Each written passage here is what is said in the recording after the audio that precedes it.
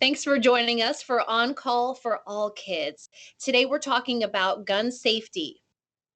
We'll be discussing how common gunshot wound injuries and deaths are, what we can do to prevent unintentional injuries from happening, and how to handle an active shooter situation. I am joined by Petra Stanton. She is the supervisor of Safe Kids here at Johns Hopkins All Children's Hospital. And today we also have a special guest, Officer Carla Ramos. She's the community service officer at St. Petersburg Police Department. Thank you both so much for joining us. Hi, thank you for having us. Thank you, Ashley. Such an important topic. I'm so great we are covering. It really is. And Petra, let's start off with you. So during this pandemic, we've actually seen an increase in gunshot wounds. What's going on? Yes, that was an interesting, another unfortunate side effect of families being home more and children. We found between March and August, the children under the age of 12 were more likely to get injured by firearms in the United States. Very sad facts there. It is. I'm really glad we're discussing this today. But in general, can you put into perspective injuries and even deaths from gunshot wounds? Just generally speaking, how prevalent is this? Oh, it is a very prevalent type of injury. So about 40,000 people each year get hurt by firearms, and that is about 109 people each day die from a firearm related injury. And this means 19 children a day die via firearm. And some of these are incidental, some of these are self-inflicted. However, it is still a large number. Almost 20 children a day is quite a bit of children to die this way. Well, exactly. And that's why we're here today, because we really want to talk about how we can keep our kiddos safe from gunshot wounds or potentially death. Can you talk about what we can do as parents to prevent these unintentional tragedies from happening? Absolutely. So first and foremost, it is important to understand where our child is at, because challenges with a toddler might be different than challenges that you face with a preteen or a teenager, right? So toddlers may not understand the danger, and when they find a firearm, they may act certain way, grab it, pull the trigger, or something like that, and injure themselves accidentally. Where a preteen who is experiencing maybe some depression or going through some issues in their life, they tend to be very impulsive. And if they find an access to that firearm, they may use it. And just to gain some understanding of this, boys might be more likely to be injured by firearms than girls. That is not to eliminate girls from the dangers, though. Can you give us some specific actions that parents can take right now, today, to help keep their kids safe? Absolutely. So first and foremost, if there is a firearm at home, make sure that you keep that gun out of sight and reach of the child. And just to put this into a perspective, 44% of households have been found to have firearms in the United States. So that is almost a half, right?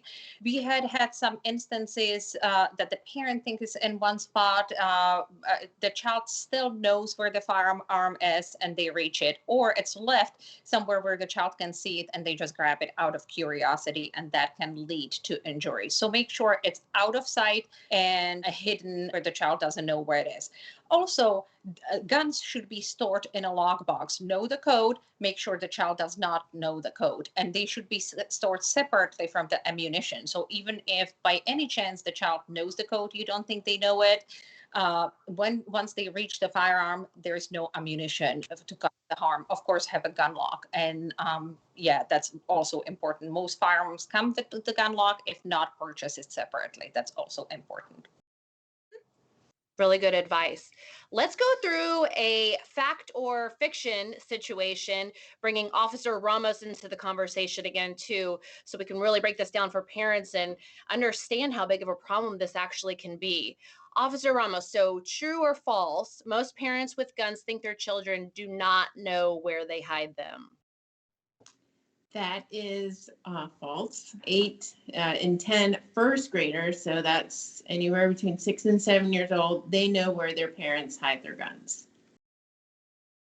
Okay, Petra, how about this one? Many parents think their children aren't even capable of firing a gun. Yeah, that is also a myth, because children as young as 3 years old are able to pull the trigger on any American gun.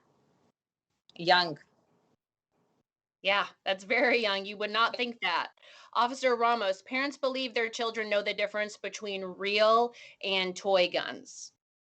Unfortunately, no one can really tell the difference unless it's like a neon water gun. Obviously, you can tell.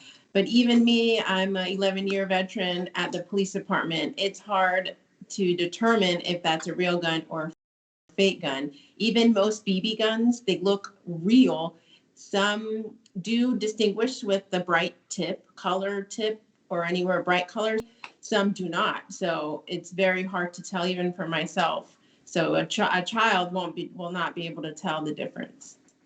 Okay, and Petra, parents often believe their child would not touch a gun because they know better. We do have faith in our children and we love them. But when researchers looked at this, they found that children will handle a gun even if they were taught not to do that. And that is probably, again, based on the curiosity and the impulsivity of children, right? Can you really trust a 3-year-old or a 5-year-old with anything? No, don't rely on that. Have the barriers to protect them. And Petra, that segues us into our last question with you, which is how do we handle our children, visiting a friend's house or another person's home? Of course, of course. So 40% of all those injuries happen at a friend's or a relative's house. So it's important to have those conversations, asking if they have gone in the home. If you are uncomfortable, please just share. If you have a firearm at the home, make sure it's out of sight, out of reach of the child, just like you would act in the home. Oftentimes, this is an uncomfortable conversation to have because people don't know how to bring it up. And if you are having those issues, have a role play with a friend or a spouse to make sure it goes smoother for you. Because the more you try it, the easier it becomes. Thank you so much, Petra.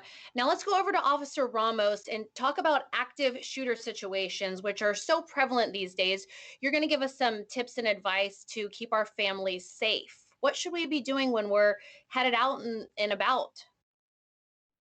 Yes, Ashley, as you stated, it's a more common occurrence. And to put it into perspective, in 2019, there were more mass shootings than there were days in a year. So it's unfortunate that it's becoming very common. So as parents or caregivers to children, every time we go out, we should have some type of plan in place if we hear gunshots. So always speak with it about your kids.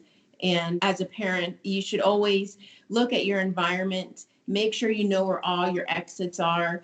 If there are no exits, maybe find a place where you can hide where you're not in the plain view of the shooter.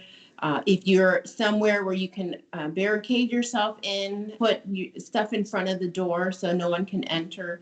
I do tell parents or caregivers, when you go to a restaurant, there's always an exit in the kitchen area because that's where food gets delivered. They don't deliver it when customers come in through the front door. So if something were to happen in a restaurant, try to exit through the kitchen. Most people, unfortunately, want to exit through the same door they came in. That's why we always want to make sure we know where all of our exits are. Like I said, a mass people will start exiting through the main door, then you can get squeezed in and may not even be able to escape. So always look for that extra exit so you and your family can get away safely. Really good advice for us. Last question for you. If we want to dispose of our gun, if we do have one, how do we safely do so? You can go to your police department or sheriff's office, whichever one is for your area, and we will gladly take it and dispose of it properly. Wonderful. Officer Ramos, thank you so much for being a special guest with us this week and talking about gun safety. You offered us some really great advice for our families. You're welcome. Thank you for having me, Ashley. And Petra, as always, thank you also for keeping our families safe. It was great to see you as well. Great to see you too, Ashley. Thank you so much. And thank you all so much for joining us today. Don't forget, you can also visit our website. It's hopkinsallchildren's.org/newsroom, and you'll find a lot of other timely topics in pediatric healthcare, as well as great resources for your family. We'll see you next week.